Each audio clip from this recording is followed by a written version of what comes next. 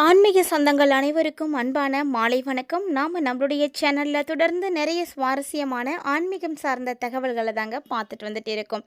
அந்த வரிசையில் இன்றைக்கி என்ன பார்க்க போகிறோம் அப்படின்னா, புதிதாக பிறக்க இருக்கக்கூடிய தமிழ் வருடமான பராப ஆண்டானது எப்படி இருக்குது, அதாவது விசுவாச ஆண்டானது நிறைவுற்று ஏப்ரல் மாதம் 14ஆம் தேதி முதல் பராப வருடமானது பிறக்க போகுதுங்க. இந்த வருடம் ஒவ்வொரு ராசிக்காரர்களுக்குமே கண்டிப்பாக மாற்றங்களை ஏற்படுத்தி கொடுக்கும் அப்படின்னு சொல்லணும். அதில் குறிப்பாக கன்னிராசி நேயர்களே உங்களுக்கு எப்படி இருக்குது அப்படின்றத இந்த பதிவில் நம்ம தெளிவாக பார்த்து தெரிஞ்சுக்கலாம்.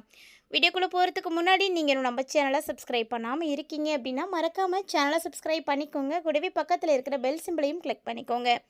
அப்போ தான் நாங்கள் போடக்கூடிய வீடியோக்கள் எல்லாமே உங்களுக்கு நோட்டிஃபிகேஷன் உடனுக்குடன் வந்தடையும். நீங்களும் பார்த்து பயன்பெறலாம். வாங்க வீடியோக்குள்ளே போகலாம். கன்னிராசி புதன் பகவானால் ஆளப்படக்கூடிய இவங்க எப்போதுமே ஒரு காரியத்தில் இறங்கிட்டாங்க அப்படின்னா அதில் கண்ணும் கருத்துமாக இருந்து செயல்படுவாங்க. ஸோ அப்படிப்பட்ட உங்களுக்கு பிறக்கக்கூடிய புத்தாண்டு எப்படி இருக்குது? தமிழ் புத்தாண்டு சித்திரை 1 ஏப்ரல் மாதம் 14ஆம் தேதி அன்னைக்கு நடக்க போகுதுங்க. ஸோ இந்த ஆண்டு உங்களுடைய ராசிக்கு சனி பகவான் கண்டக சனியாக அமர்ந்திருக்கிறாரு. அதே நேரம் தொழில் ஸ்தானத்தில் பார்த்தீங்கன்னா உங்களுக்கு குரு பகவான் அமர்ந்திருக்கிறாரு. ஸோ இதனால் செய்யும் தொழிலில் நல்ல மேன்மையானது கண்டிப்பாக கிடைக்கும். நீங்கள் என்ன தொழில் செய்துட்டு இருந்தாலுமே உங்களுக்கு நல்ல ஒரு வளர்ச்சி இருக்குங்க. திருமண தடை அப்படிங்கிறது உங்களுக்கு ஏற்படும் தான், இருந்தாலும் குருவினுடைய பார்வையால் அந்த தடைகள் எல்லாமே நீங்கி சுபிட்சமானது கிடைக்கும். ஸோ கன்னிராசிக்காரங்க திருமணத்திற்காக முயற்சி செய்கிறீங்க அப்படின்னா தடைகள் வரத்தான் செய்யும். ஆனாலும் கொஞ்சம் நீங்கள் முயற்சி பண்ணுங்கள். பொறுமையோடு முயற்சி பண்ணிகிட்டே இருந்தீங்க அப்படின்னா கட்டாயமாக உங்களுக்கு ஒரு வெற்றி இருக்குங்க. ஏன்னா குருவினுடைய பார்வை கிடைக்கக்கூடிய அந்த ஒரு நேரம் உங்களுக்கு உங்களுடைய தடைகள் எல்லாமே நீங்க ஆரம்பிச்சிடும். ஸோ நல்ல விஷயம் நடக்கலாம். அதனால் நீங்கள் தொடர்ந்து முயற்சி பண்ணுங்கள். மேலும் உங்களுடைய ராசிக்கு 4 7ஆம் இடத்து அதிபதியாக இருக்கக்கூடிய குரு ஆண்டினுடைய தொடக்கத்தில் தொழில் ஸ்தானத்தில் அமர்ந்திருக்காரு. அப்படின்றதுனால என்னதான் உங்களுக்கு கடன் இருந்தாலும் அந்த கடனில் இருந்து விடுபடுறதுக்கான வாய்ப்பை இந்த குரு பகவான் ஏற்படுத்தி கொடுப்பாருங்க. ஸோ குருவினுடைய பார்வை இருக்குது அப்படிங்கும் பொழுது சுபிட்சம் தானே நடக்கும். அதனால் கடன்லாம் இருந்தால் அதெல்லாம் வந்து நீங்கள் ஈஸியாக வந்து சரி பண்ணிவிடுவீங்க. அது எல்லாமே பார்த்திங்கன்னா உங்களுக்கு சித்திரையோட வைகாசிக்கு அப்புறமா பார்த்திங்கன்னா குரு லாபஸ்தானத்துக்கு போயிடுவார். குரு லாபஸ்தானத்தில் அமர்ந்து இருக்கிறதுனால அந்த நேரத்தில் உங்களுடைய முயற்சிகள் எல்லாத்துக்குமே நல்ல பலன்களை கண்டிப்பாக கொடுப்பார். அப்போது முயற்சி பண்ண வேண்டியது யாருடைய விஷயம்? கன்னிராசிக்காரங்களே உங்களுடைய தான்.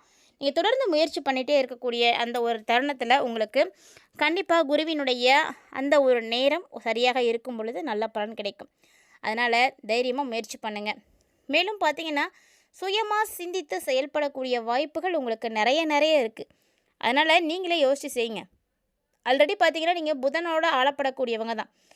புதன்னாலே புத்திக்காரகன் தாங்க. ஸோ அவருடைய உதவியோடு உங்களை நீங்களே வந்து மோட்டிவேட் பண்ணிக்கோங்க. உங்களுடைய நாலேஜை நீங்களே அப்டேட் பண்ணிக்கோங்க. ஸோ இதெல்லாமே உங்களுக்கு வந்து ரொம்பவே யூஸ்ஃபுல்லாக இருக்கும். அதோடு மட்டும் இல்லாமல் இந்த டைமில் உங்களுடைய கூட்டு தொழில் ரொம்ப நல்லாயிருக்கும். வெளிநாடு சார்ந்த வேலை பார்க்குறீங்க அப்படின்னா அந்த காரியங்கள் வந்து உங்களுக்கு நல்லா இருக்கும். ஸோ நீங்கள் சீக்கிரமாக வந்து செயல்படுறதுக்கான வாய்ப்புகள் எல்லாம் இருக்கும். அதாவது இந்த மாதிரியான வேலைகளை நீங்கள் தொடங்கலாம். கல்வியில் நிச்சயம் முன்னேற்றம் கிடைக்குங்க. அதாவது ஒரு சிலருக்கு பார்த்திங்கன்னா கல்வி பயில்றதுக்கான வாய்ப்புகள் கிடைக்கும். வெளிநாடு போய் பயின்று வரத்துக்கான வாய்ப்புகள்லாம் கூட அமையும். இதே ஒரு சிலர் கல்வித்துறையில் சிறந்து விளங்குறதுக்கான வாய்ப்புகள்லாம் இருக்குது. பூர்வீக சொத்து சம்பந்தமான பேச்சுவார்த்தைகள் எல்லாமே இப்போது சுமூகமாக வந்து அமைய ஆரம்பிக்குங்க. ஸோ அடுத்தடுத்து உங்களுக்கு வந்து நல்ல விஷயங்கள் நிறைய நடக்கும். உறவுகள் வந்து பலப்பட ஆரம்பிக்கும். படிப்படியாக நீங்கள் அடுத்த கட்டத்துக்கு வந்து போக ஆரம்பிச்சிடுவீங்க. அதாவது சொல்லப்போனால் உங்களுடைய உறவுகள் பலப்படும்படியாக தான் எல்லா விஷயங்களும் நடக்க போகுது. நேர்மறையான பேச்சு, நேர்மறையான சிந்தனை, இது எல்லாமே வந்து நடக்கும். ஆனால் இதெல்லாம் எப்படி கிடைக்கும் அப்படின்னா முன்னாடி ஏதாவது ஒரு மனஸ்தாபம் கண்டிப்பாக நடக்கும். சின்ன மனஸ்தாபங்கள் வந்து தான் அது வந்து மறைய ஆரம்பிக்கும். அதே போல் கன்னிராசி நேயர்கள் பொது நிகழ்ச்சிகளில் இந்த ஆண்டு நீங்கள் வந்து கலந்துக்கிறீங்க, இல்லை மேடையில் வந்து பேசுகிறது அப்படின்னு நினைக்கிறீங்கன்னா கண்டிப்பாக வந்து அமையும். மேடையில் பேசுகிறதுக்கான வாய்ப்புகள்லாம் இருக்குது. ஸோ எதையாக இருந்தாலும் சரி, எதையுமே வந்து சோதனையாக மட்டும் நினைக்காதீங்க. அந்த சோதனையை கூட சாதனையாக வந்து மாற்றக்கூடிய திறமை உங்கள்கிட்ட இருக்குது. ஸோ எல்லாமே உங்களுடைய கையில் தான் இருக்குங்க. கன்னிராசி நேயர்களே பார்த்து கவனமாக நடந்துக்கோங்க. அதே போல் இந்த காலகட்டங்கள் உங்கள் ராசிக்கு 5 6ஆம் இடத்து அதிபதியான சனீஸ்வர பகவான் 7ஆம் இடத்தில் அமர்ந்திருக்கிறார். அப்படிங்கும் பொழுது பொருளாதார ரீதியாக கண்டிப்பாக உங்களுக்கு எந்த பிரச்சனையும் இருக்காது. பொருளாதாரத்தில் எந்த பாதிப்பும் இருக்காதுங்க. இருந்தாலும் மனைவி, நண்பர்கள் இவங்களுடைய அன்பு அரவணைப்பெல்லாம் கொஞ்சம் கம்மியாக இருக்கும். அதாவது நெருங்கிய நண்பர்கள் கூட உங்களுக்கு ஒரு சில நேரம் ஏதோ துரோகம் செஞ்சது மாதிரி தோணும். ஸோ அந்த மாதிரியான விஷயங்கள்லாம் அடிக்கடி நடக்கும். உங்களுடைய நல்ல நண்பர் தான், ஆனால் உங்களுக்கு ஒரு சரியான நேரத்துக்கு வந்து உதவி செய்ய மாட்டாங்க. உங்க கூடயே இருந்து உங்களுக்கு வந்து துரோகம் செய்கிற மாதிரியான விஷயங்கள்லாம் உங்களுக்கு வந்து தோண ஆரம்பிக்கும். அது மட்டும் இல்லாமல் குடும்ப வாழ்க்கை அப்படின்னு எடுத்து பார்க்கும் பொழுது இந்த தமிழ் புத்தாண்டு ஆரம்பிக்கும் பொழுது கணவன் மனைவிக்கிடையே சின்ன சின்ன கருத்து வேறுபாடுகள் எல்லாம் ஏற்படுங்க. ஸோ எதையெல்லாம் நீங்கள் மறக்க நினைக்கிறீங்களோ அதெல்லாம் உங்களுடைய நினைவுக்கு வந்து வந்து போயிட்டுருக்கும். அப்படி மறக்கணும்னு நீங்கள் எந்த விஷயத்த நினைக்கிறீங்களோ அது அடிக்கடி உங்களுடைய ஞாபகத்துக்கு வந்து வந்து போங்க. இது உங்களுக்கு வந்து ரொம்ப ரொம்ப டிஸ்டர்பாக இருக்கும்.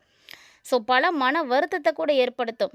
வெளிநாட்டில் வேலை கிடைக்கணும் அப்படின்னு நினைக்கிறீங்க அப்படின்னா முயற்சி பண்ணுங்கள். கண்டிப்பாக வாய்ப்பெல்லாம் இருக்குது. உங்களுடைய குடும்பத்தின் மீது அதீத அக்கறை வந்து காட்டுங்க. எல்லாத்தையுமே வந்து சாதித்து காட்டணும் அப்படின்னு நினைக்கக்கூடியவங்க தான் கன்னிராசிக்காரங்க. நீங்கள் நினைக்கிற மாதிரி உங்களால் சாதிச்சும் காட்ட முடியும். அந்த சாதித்து காட்ட வேண்டும் அப்படின்ற எண்ணம் உங்களுக்கு எவ்வளவு தூரம் இருக்கோ அவ்வளவு தூரம் உங்களால் சக்ஸஸ் பண்ண முடியும். வெறித்தனமாக வந்து போராடுவீங்க. உங்களாலேயும் உங்களுடைய நிலைமைகளை சரி பண்ண முடியும், மாற்ற முடியும். அது மட்டும் இல்லாமல் கார்த்திகை மாதத்துலேருந்து பார்த்தீங்கன்னா ராகு கேதுவுடைய பயிற்சி இருக்குது. ராகு கேது பஞ்சமஸ்தானத்தில் ராகுவும் லாபஸ்தானத்தில் கேதுவும் அமரப்போகிறாங்க. ஸோ இதனால் உங்களுடைய காரியத்தை உங்களால் எளிமையாக செஞ்சு முடிக்க முடியும். கார்த்திகைக்கு அப்புறமா நீங்கள் முடியாது அப்படின்னு நினச்ச விஷயத்த கூட முடிக்க முடியுங்க. அதற்கான வலிமைகள் வந்து கிடைக்கும். பூர்வ புண்ணிய பாவங்கள் எல்லாம் சரி செய்ய முடியும். அதாவது எதன் மூலமாக சரி செய்யலாம் அப்படின்னா அதற்கான பரிகாரங்களை செய்யும் பொழுது அதை நீங்கள் வந்து சரி பண்ணிக்க முடியும். ஸோ பூர்வ புண்ணியத்தில் நமக்கு பிரச்சனைகள் இருக்கக்கூடாது. அப்படி இருந்தது அப்படின்னா நம்மளுடைய குடும்ப வாழ்க்கையில் நிறைய பிரச்சனைகளானது ஏற்படும். அந்த மாதிரியான பாவங்களை எல்லாம் பரிகாரத்தின் மூலமாக செய்து பலன் பெறக்கூடிய சந்தர்ப்பம் அமையும். அப்படி ஒருவேளை உங்களுக்கு அந்த வாய்ப்பு கிடைக்குதுன்னா பண்ணிக்கோங்க. குருவோட கேது வந்து இணைய போகிறாரு. ஸோ அந்த ஒரு நேரம் உங்களுடைய தொழிலில் நல்ல ஒரு வளர்ச்சி இருக்கும். பொருளாதாரத்தில் மேன்மை கிடைக்கும். உங்களுடைய ராசி நாதனாக இருக்கக்கூடிய புதனுடைய பார்வை வந்து இப்போ இருக்குது. புதன் பார்வையை பொறுத்து பார்த்தீங்கன்னா உங்களுடைய எண்ணங்கள் வந்து நிறைவேற ஆரம்பிக்கும். அதுக்கான ஒரு நல்ல ஆண்டாக வந்து நிச்சயமாக இந்த பராப வருடம் கண்டிப்பாக இருக்கும். அது மட்டும் இல்லாமல் உங்களுக்கு நிறைய சோதனைகள் வந்து இருக்கத்தாங்க செய்யும். இந்த சோதனைகளை வந்து நீங்கள் சந்தித்து தான் அதுக்கப்புறம் அதையெல்லாம் சாதனைகளாக வந்து மாற்ற போகிறீங்க. ஸோ ஒரு பிரச்சனை அப்படின்னு வரும்பொழுது தான் அதற்கான முடிவுகளும் தீர்வுகளும் நமக்கு கிடைக்கும். ஸோ கன்னிராசி நேயர்களுக்கும் அப்படி தான் இந்த காலகட்டங்களில் உங்களுக்கு ஒரு சில சவால்கள் இருக்கத்தான் செய்யும். அந்த சவால்களை எல்லாத்தையுமே நீங்கள் வந்து சரி பண்ணுங்கள். உங்களுடைய எதிர்காலத்தினுடைய நலனுக்காக அந்த சவால்களை எல்லாம் மாற்றி அமைங்க. அதுதான் உங்களுக்கு ரொம்ப நல்லது. கிட்டத்தட்ட பார்த்தீங்கன்னா இந்த காலகட்டங்களில் கன்னிராசி நேயர்களுக்கு இந்த பராப ஆண்டு எப்படி இருக்க போகுது, இந்த ஆண்டில் நடக்கக்கூடிய முக்கியமான பயிற்சியை பார்த்தீங்கன்னா உங்களுக்கு வந்து ராகுகேது தான். ராகுகேது வந்து மாற ஆரம்பிக்கும் பொழுது உங்களுடைய வாழ்க்கையில் இன்னும் நிறைய மாற்றங்கள் இருக்கும்.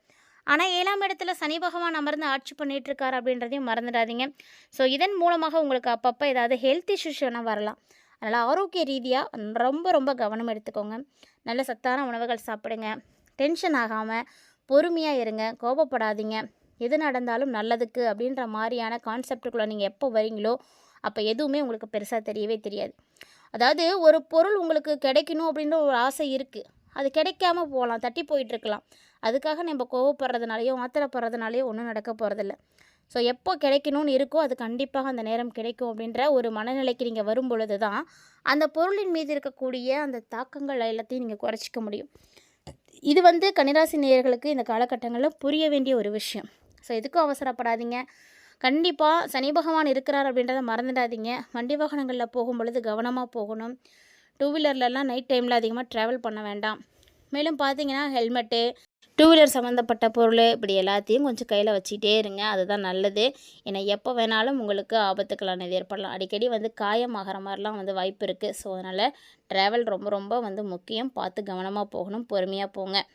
ஸோ இது மாதிரி நிறைய விஷயங்களானது உங்களுக்கு இந்த தமிழ் புத்தாண்டில் நடக்க போகுது. இருந்தாலும் கூட நீங்கள் செய்யக்கூடிய எளிமையான பரிகாரம் உங்களுக்கு கண்டிப்பாக கை கொடுக்கும். இக்கட்டான சூழ்நிலைகளில் நீங்கள் செய்திருக்கக்கூடிய புண்ணியங்கள் தான் உங்களுக்கு வந்து கை கொடுக்கும் அப்படின்னு சொல்லுவாங்க. ஸோ அந்த மாதிரி தாங்க இப்போது கன்னிராசிக்காரங்க உங்களுக்கு ஏற்படக்கூடிய பிரச்சனைகளை வந்து தீர்க்கறதுக்கு ஞாயிற்றுக்கிழமை தோறும், அதாவது ஞாயிற்றுக்கிழமை இல்லை மாலை நேரத்தில் ராகு காலம் இருக்கு இல்லையா, 4:30 to 6 இந்த டைமில் பைரவருக்கு நீங்கள் முந்திரியில் மாலை கட்டி எலுமிச்சத்தோளில் நல்லெண்ணெய் தீபம் போட்டு தயிர் சாதத்தை பிரசாதமாக வச்சு வழிபாடு செய்துட்டு வந்தீங்க அப்படின்னா எல்லா காரியமும் நல்லபடியாக நடக்கும். நல்ல ஒரு வளர்ச்சியை நீங்கள் பார்க்க முடியும். ஸோ இந்த பரிகாரத்தை, எளிமையான பரிகாரத்தை மறக்காமல் ட்ரை பண்ணி பாருங்கள். ஸோ ஞாயிற்றுக்கிழமை அப்படிங்கும் பொழுது ஒரு மாதத்துக்கு 4 முறை தான் இந்த பரிகாரத்தை செய்கிற மாதிரி இருக்கும். ரொம்ப எளிமையான பரிகாரம் தான், செலவெல்லாம் அதிகம் ஆகாது. மறக்காமல் இதை ட்ரை பண்ணிங்க அப்படின்னா உங்களுக்கு வந்து சேஞ்சஸ் நல்லா தெரிய ஆரம்பிக்கும். நம்பிக்கையோடு செய்யுங்க, நல்லதே நடக்கும். இந்த வீடியோ பதிவில் நிறைய தகவல்களை பார்த்தீங்க இல்லையா? பிடிச்சிருந்தால் லைக் பண்ணி ஷேர் பண்ணுங்கள், மறக்காமல் கமெண்ட் பண்ணுங்கள். மீண்டும் மற்றும் ஒரு சுவாரஸ்யமான தலைப்பில் சந்திக்கலாம்.